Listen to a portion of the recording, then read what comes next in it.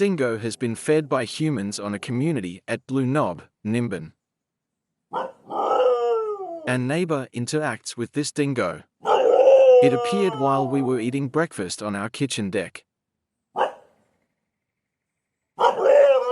We do not feed wildlife. The dingo, which our neighbor feeds and interacts with, arrives at our property to stalk and harass Meow. Meow is going to the toolbox which she keeps in the filing cabinet under the veranda. As she is concentrating on finding what she needs from the toolbox and filing cabinet, the pesky dingo gallops in at hunting prey speed.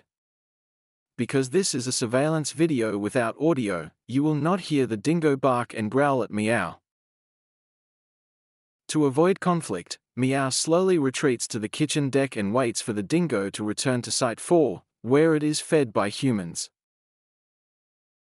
From 8th of October through to the 9th of November, the dingo encroached on our property 22 times. Each time, it confronted us with dominance testing behavior, barking, growling, and caused collateral damage. Here the dingo is following Meow along the veranda, jumping and barking, discouraging Meow from continuing her work in her garden.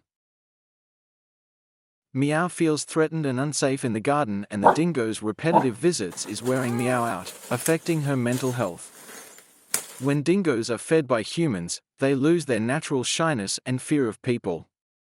Dingoes can quickly become highly territorial and exhibit increased aggression towards people and domestic pets. It jumps aggressively at the veranda steps, blocking Meow's exit.